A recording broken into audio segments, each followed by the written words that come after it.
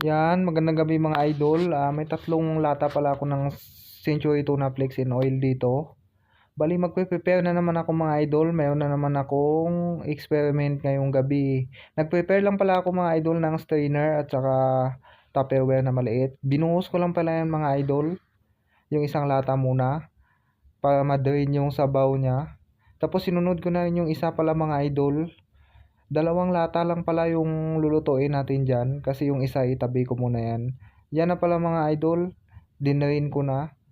Tapos yung sabaw pala hindi natin itatapon yan kasi pwede pa yan yung sabaw mamaya sa kanin natin.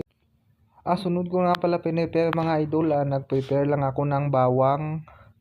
Tapos ginayat ko lang yan mga idol ng pinong-pino para lalabas agad yung aroma niya pag hinalo natin. Yan, ginayat-gayat ko lang.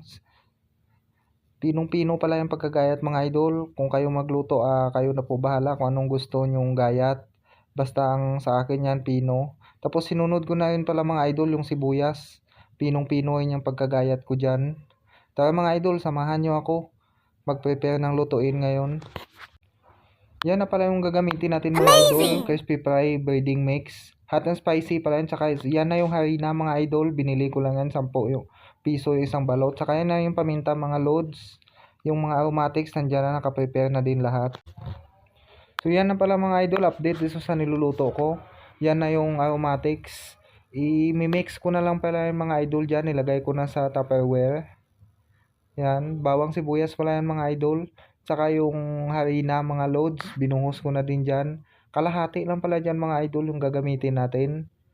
Tapos syempre sasamahan natin ng breading mix, crispy fry, spicy pala yung flavor mga idol para magana tayo sa pagkain natin mamaya. Update nga pala mga idol dito sa lulutuin ko na Century Tuna Balls. Yan na, minikos-mikos ko na pala yan mga idol.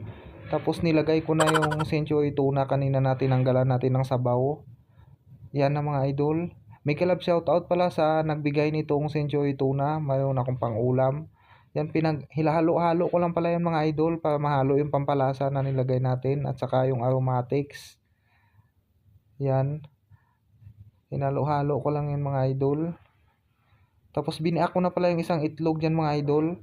Kasama po yan dyan sa hahalo-haloin natin. Yan na nga pala mga idol. Dinagdagan ko pala ng harina mga idol para madikit talaga siya kasi kanina medyo kulang yung nilagay ko. Hilaps. Yan na pala mga idol yung lulutuin natin. Yan, nakasalang na rin yung kawali. Pinainit ko lang. Tapos mamaya-maya pala mga idol, lagyan ko na rin ng mantika. Yan. Kailangan pala yung mga idol, madami na siya mantika para hindi ka agad-agad masusunog. Ayan na pala mga idol, nasalang ko na yung unang batch. 4 na piraso. Yan na pala yung mga idol, yung Century Tuna kanina. Yan. Medyo mahina lang palang apoy yan mga idol para sakto ang pagkaluto niya. A few inches later.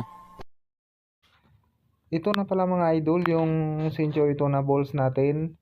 Nakasalang na pala ako dyan ng 6 kasi kasya naman mga idol.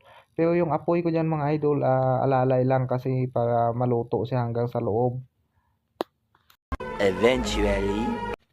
Ito na nga pala mga idol yung niluluto natin kanina, luto na. Bali magpe-plating na pala ako mga idol, yan yung rice, yan yung sausawan ko, ketchup. Yan na pala yung Century Tuna Balls natin mga idol. Yan. Bali nagpipili na pala ako dyan mga idol ng ulam ko ngayong hapunan. Kaya kain po tayo mga lods. Bali ulam ko pa rin yan bukas ng umaga mga idol. Yan, shout out pala dyan sa lahat ng followers sa FB. Saka sa Ganjo Security Tops. Yan yung sabaw niya pala mga idol. So hanggang dito na lang. Thank you for watching.